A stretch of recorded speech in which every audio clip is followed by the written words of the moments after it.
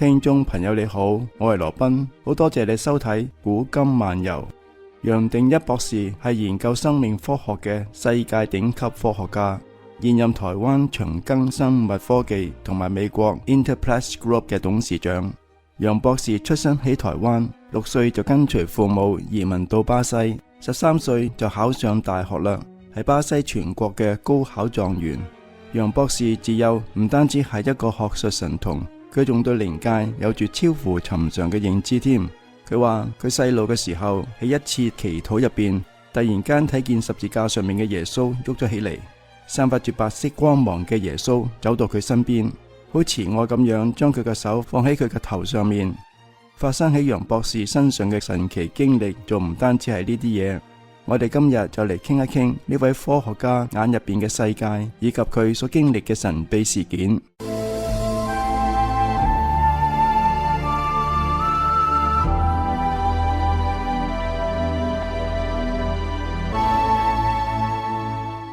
喺第二次世界大戰之前，楊博士嘅父母喺當時中國大陸係有名嘅望族。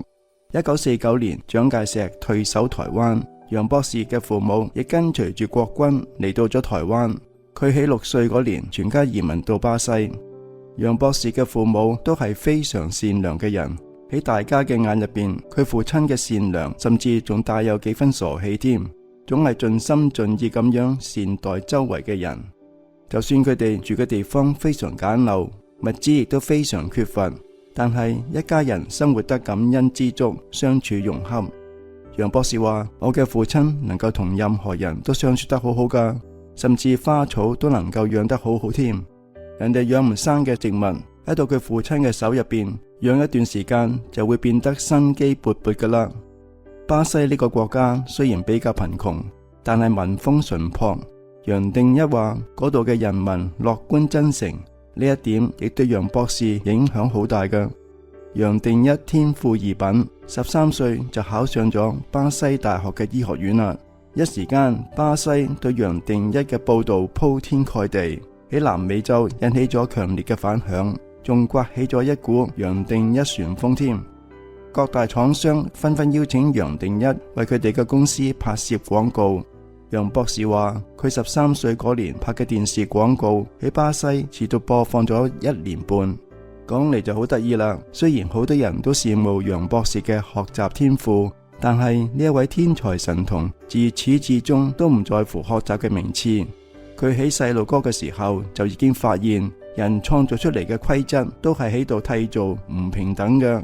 喺學校嘅時候，老師就會俾學生排名次。長大之後，身邊嘅人都會陷入各種競爭入邊。佢眼入邊所睇到嘅現實世界，同佢從信仰入邊所學到嘅價值理念係完全相反嘅。楊定一從細就係個好奇嘅細路，凡係遇到唔明白嘅嘢，總係要尋根問底，幾乎每一日都喺度問點解點解。就連同齡嘅細路從嚟冇思考過嘅問題，佢都會認真咁樣探索研究㗎。比如，我到底係邊一個呢？人點解要降生喺呢個世界上呢？楊博士回憶自己嘅人生過往，佢講咗好多奇聞奇事。佢話佢細路嘅時候，每次瞓覺都能夠聽到音樂聲，後嚟發現其他人根本聽唔到㗎。佢意識到音樂係從另外空間傳過嚟㗎，並唔屬於呢一個世界。有啲時候，隨住音樂嘅聲音，佢會靈魂出竅，喺睡夢入邊遨遊宇宙。長大之後，隨住閱讀同埋學養嘅加深，佢發現佢細個嘅時候聽到嘅聲音，其實就係古希臘數學同埋哲學家畢達哥拉斯所講嘅星球音樂。畢達哥拉斯嘅思想同埋理論，深深影響咗西方世界。而畢達哥拉斯本人係一位虔誠嘅教徒，遵守道德，重視修養，相信靈魂轉世嘅。佢認為神係宇宙嘅本源，而人嘅靈魂係不朽嘅，可以重新投胎轉生。喺學術上，畢達哥拉斯提出咗音樂宇宙理論，認為唔同嘅星球同埋星座之間嘅運動同埋旋轉可以用音樂嘅比例規律嚟描述嘅。佢深信音樂有治療嘅作用，可以用嚟治療身心疾病。呢個觀點對後嚟嘅醫學同埋心理學產生咗一定嘅影響。楊博士仲好確定，佢細個嘅時候聽到嘅音樂就係宇宙嘅聲音。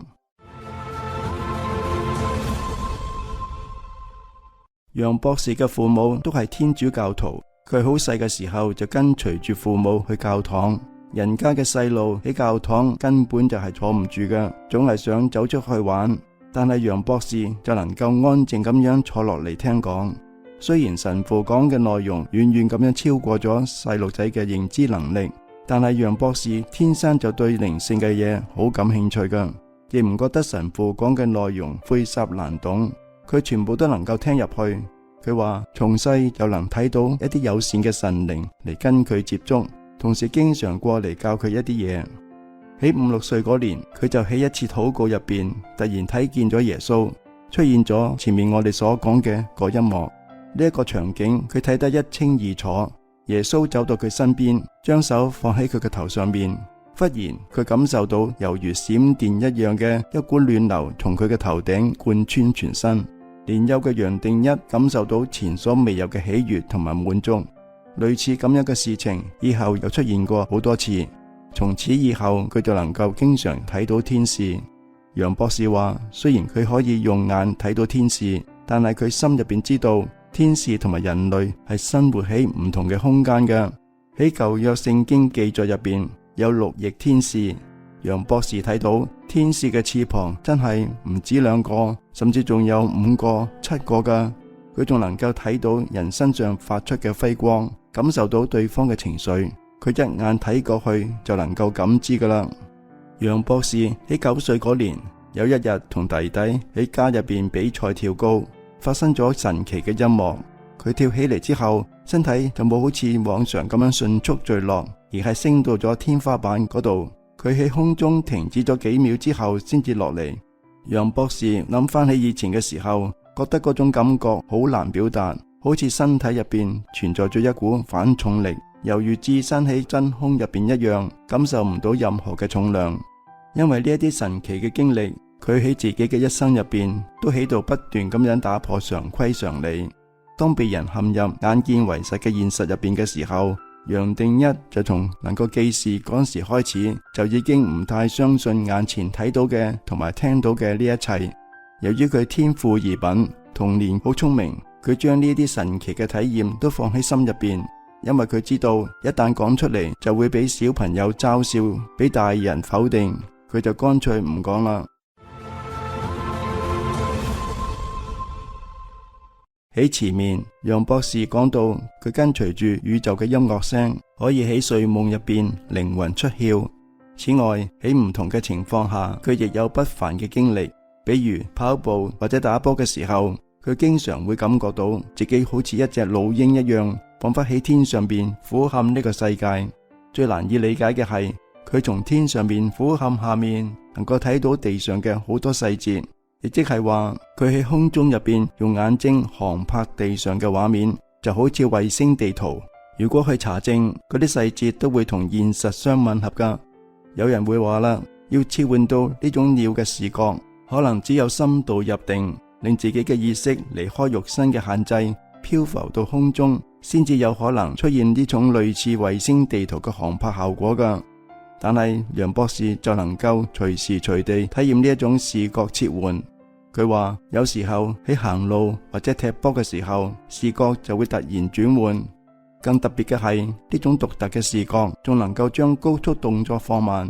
比如喺觀看拳擊比賽嘅時候，雖然拳手出拳極快，佢嘅視覺就能夠將佢定格減慢，將呢一系列嘅快動作變成慢動作，只要佢集中精力就可以做到噶啦。我哋從楊博士自己講嘅生活經歷入邊，得知佢有信仰，中意睇書，中意運動。但係楊博士自己就話啦，自己從細花喺踢波嘅時間，遠遠咁樣超過咗佢讀書嘅時間。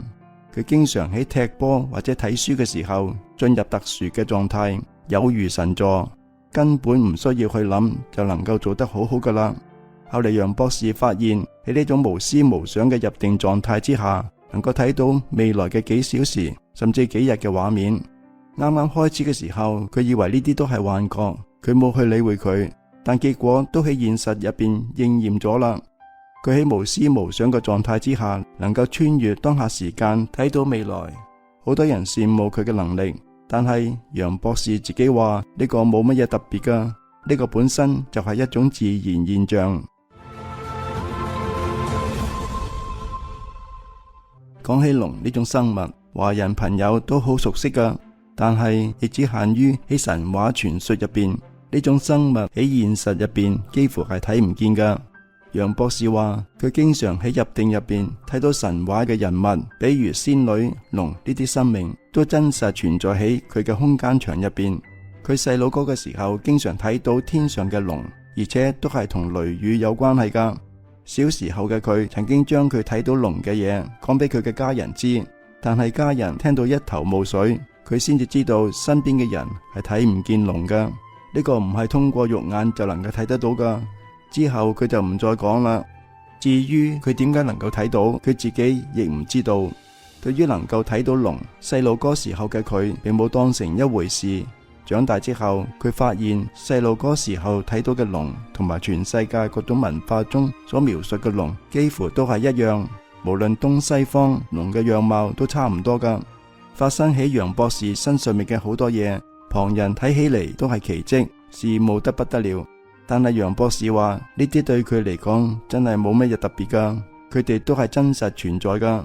楊博士話佢喺好多地方，尤其係一啲朝聖嘅地方，亦會見到龍㗎。有啲時候係一條兩條，有啲時候係一群，佢哋好似喺度守護住嗰啲地方，但係唔係每個聖地都有㗎。有一年，楊博士去咗加拿大嘅路易斯湖。呢個湖以前叫小魚湖、翡翠湖，湖水嘅顏色好靚，好似藍綠色嘅寶石。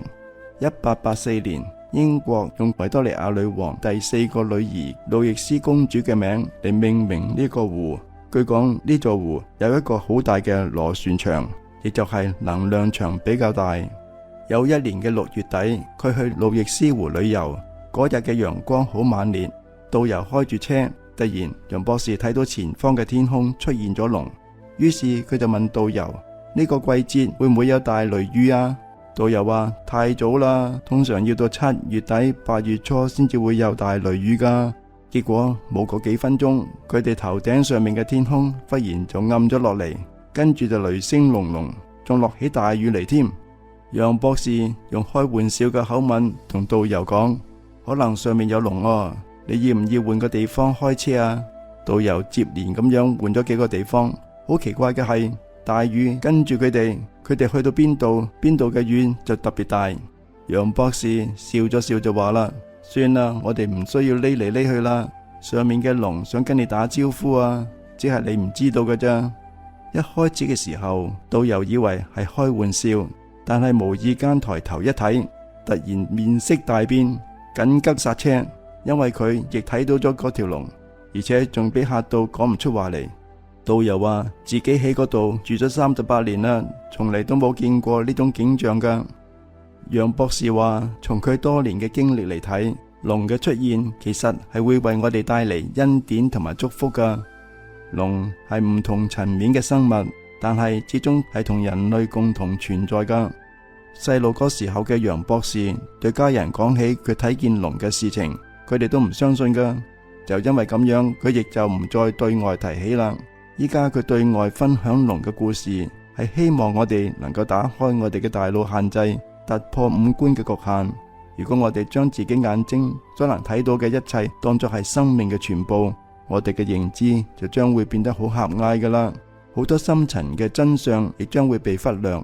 對於眼睛睇到嘅景象，楊博士想同大家講，真同埋假，現實同埋虛幻都需要我哋自己慢慢咁樣去體會。